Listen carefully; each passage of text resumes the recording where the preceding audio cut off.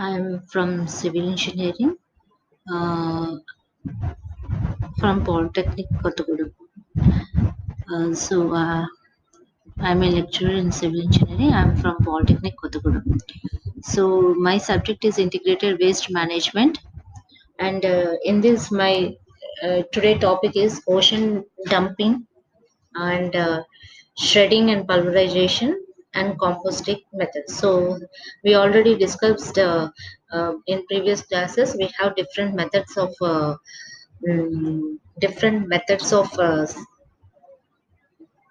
solid different methods for disposal of the solid waste management.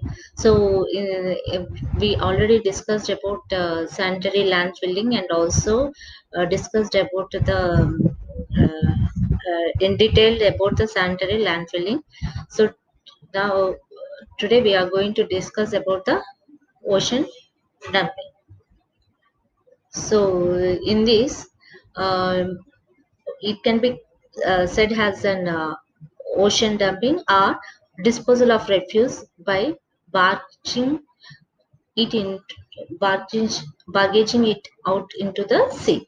So what do you mean by barging? Barging is nothing but dumping into the sea. How it we will see.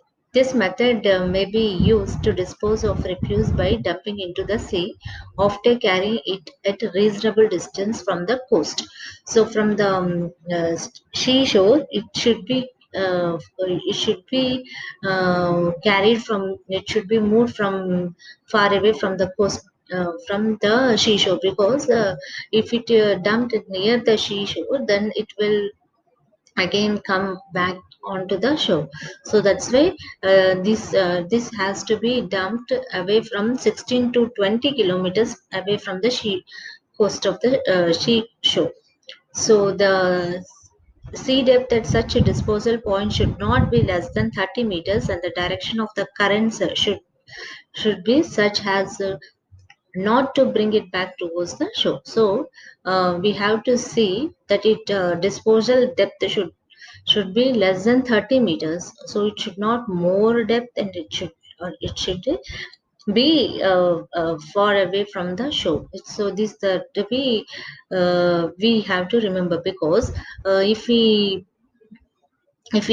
did not maintain such conditions, it at the time of the floods, or at the time of currents have formed at the in the sea, that will bring back towards the shore again. So that's why we have to see this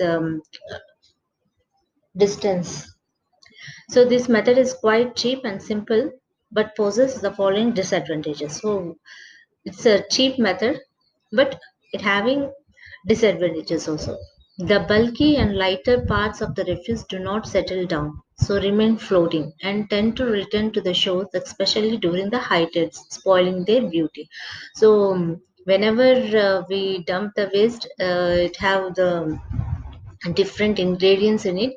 So different parts of waste we are dumping it. So lighter parts, whatever the light in weight, so they will be float on the water, and at the time of the tides, you can say floods, they will return to the shore. So what it will happen, it will damage to the beauty of the shore. So we have to see shore beauty, it will be spoiled. So we have to see that there should not be any any such type of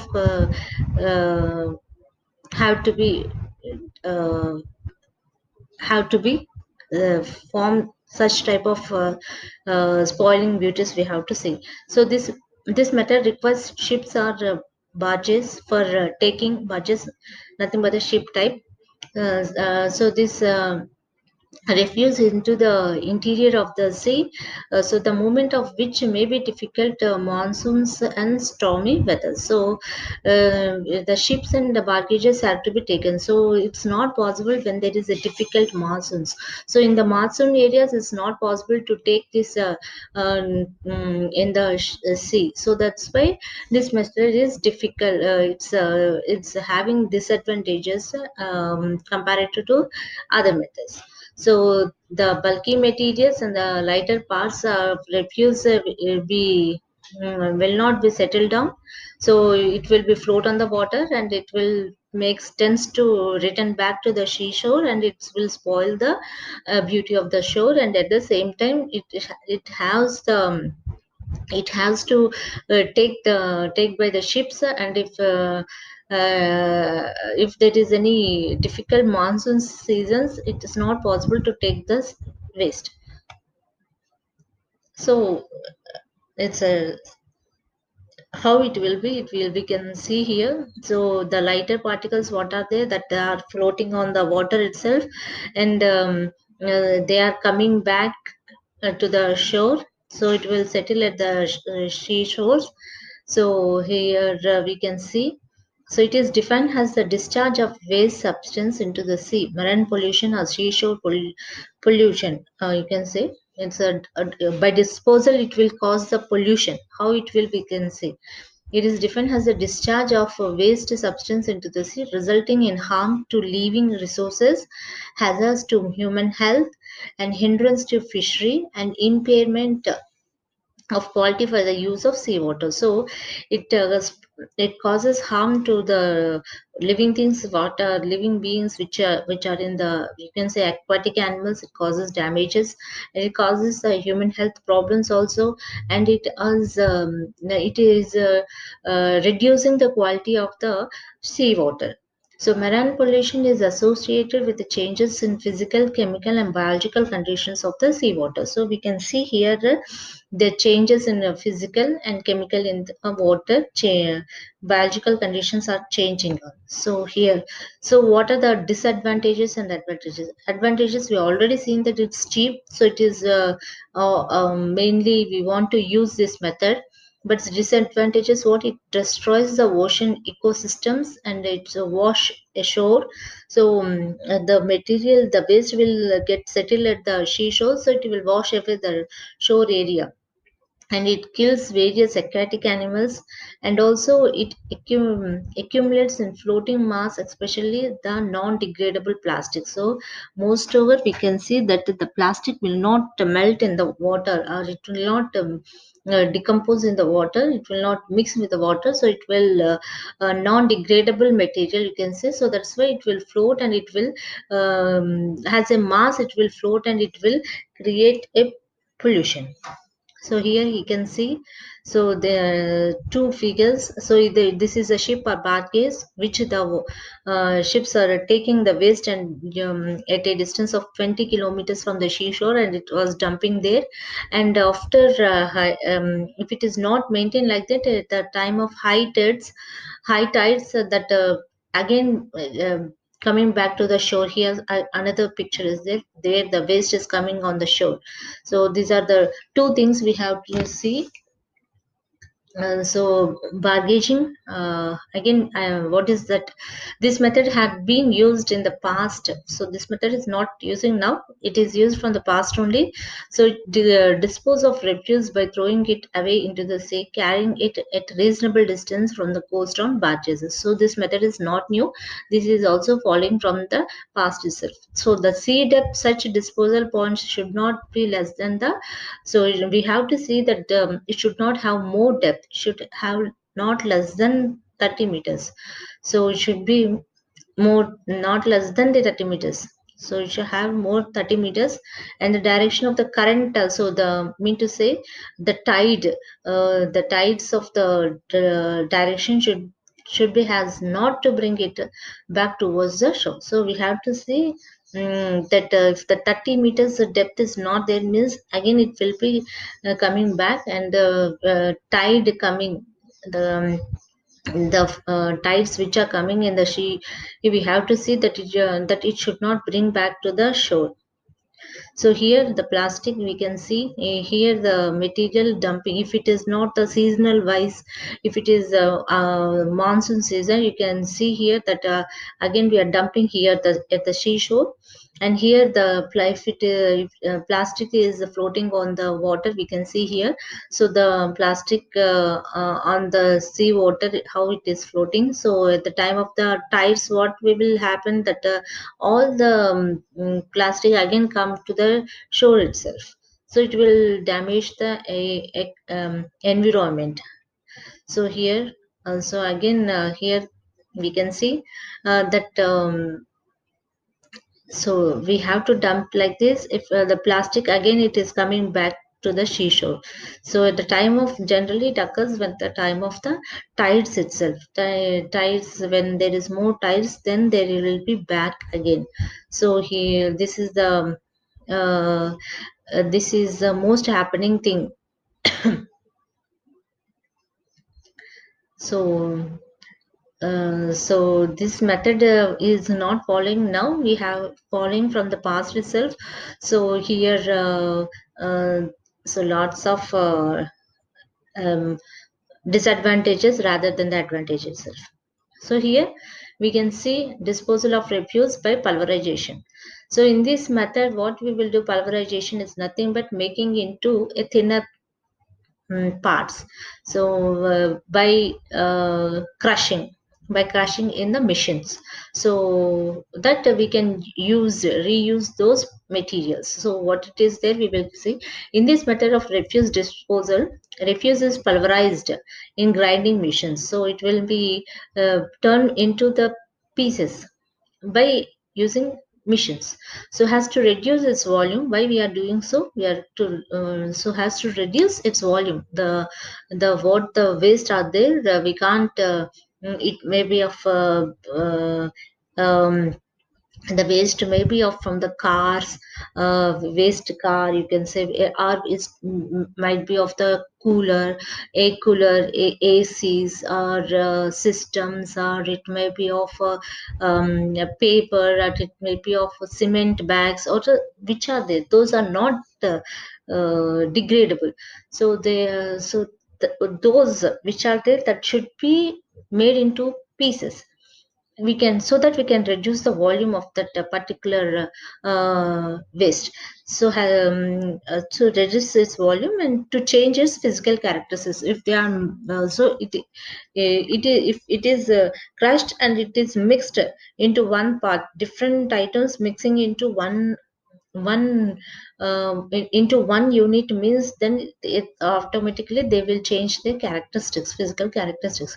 So the grinder or pulverized refuse becomes practically odorless and unattractive to the insect. So if it is mixed into the pieces, then there is no chances of getting insects out there, and will not create any smell itself. So this pulverization refuse thus through contains the fertilizing elements like potash, phosphorus, and nitrogenous materials.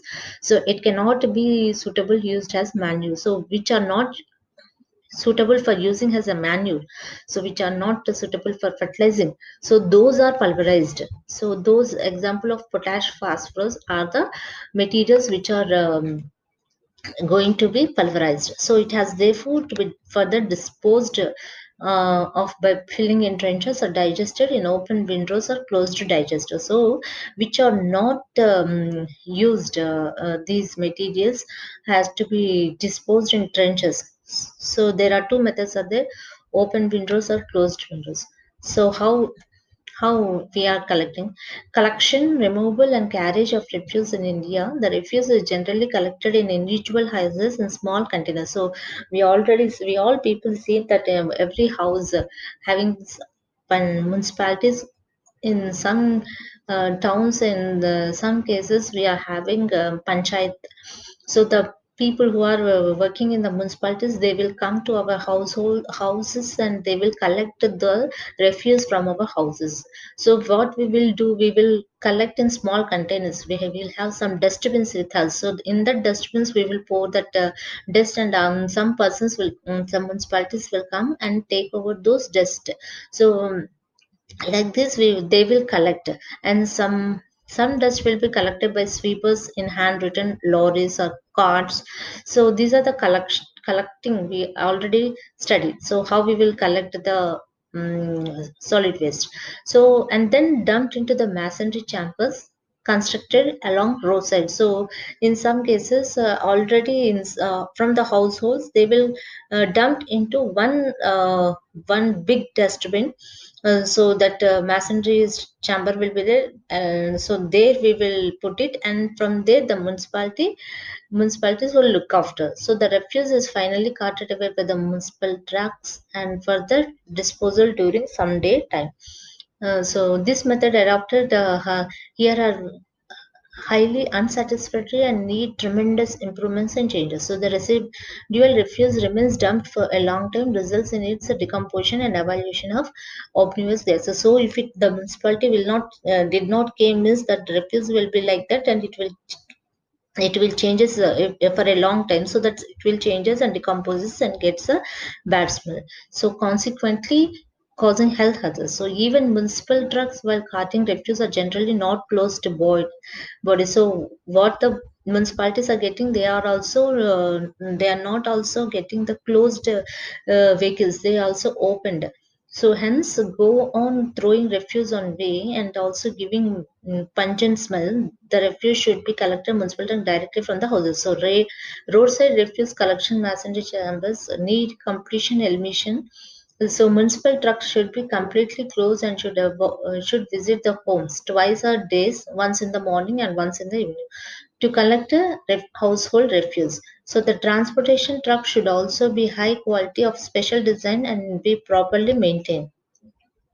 So they should be strong, durable, and watertight, and be made of stainless steel with smooth interior, having road corners and edges for facility cleaning. So they should have a low loading line, say up to 1.5 meters, so that the minimum of time effort is filling them. They should have a cover which should be made up as a part of the body with hatches, and which we open during collection. So mechanical devices should be installed in these vehicles for lifting the body to the sides or a back, or pushing refuse out. So what the collection of the vehicle, the refuse which are going to collect, those vehicles are to be mm, mechanically device should be there, so that the waste should be easily lifted, and it should be easily pushed into the machines, so that it will get pulverized easily. So the use of shredders.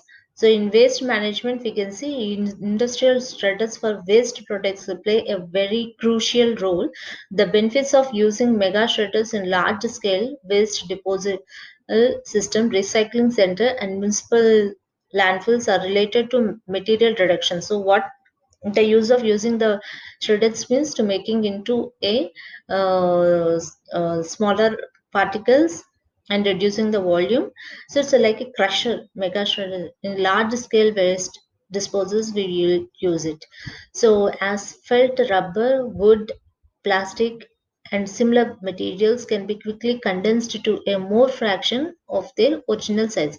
So also of note, the biodegradable waste decomposes faster than the shredded. So if properly shredded, the materials that are buried in landfills take much less space. So these are the use of the shredder. So to make it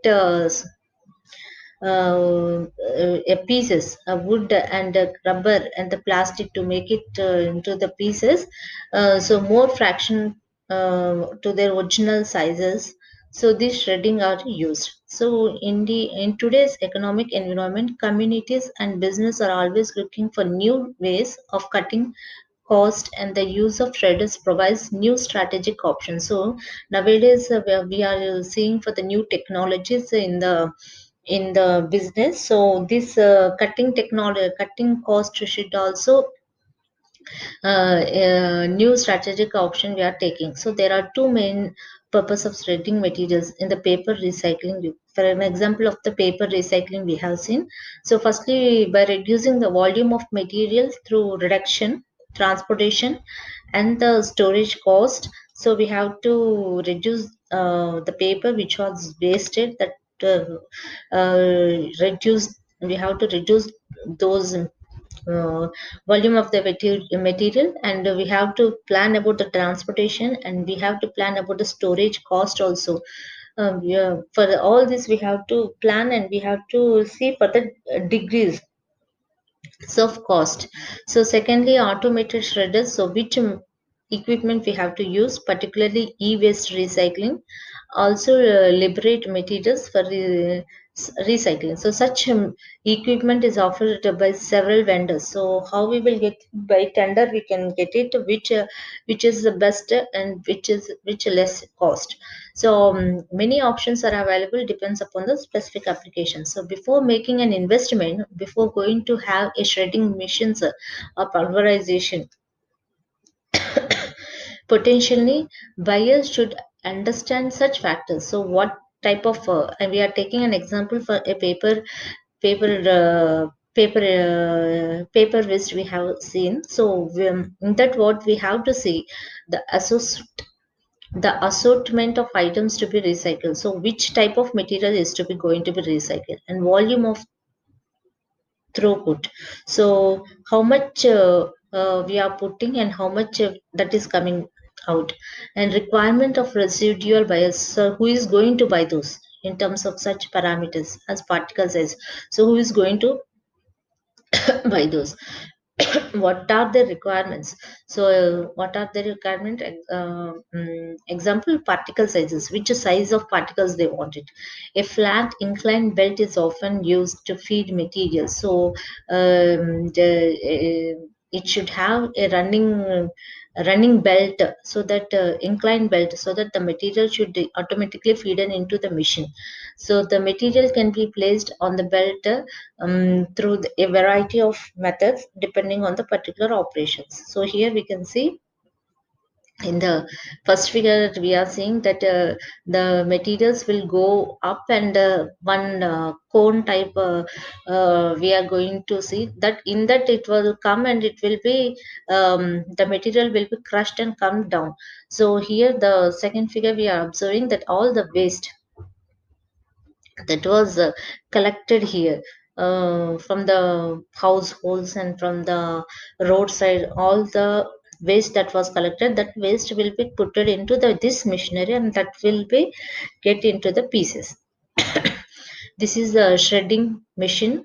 So how much size of particle size we want it? So these are the machinery. We can see in this that waste of this in this waste, where this waste all the waste which we are seeing here, this waste will come and follow fell into these shredders, and this make into the pieces, and this in this we will get the pulverized here. So like this the materials will do it. So actually what is the shredding and the pulverization?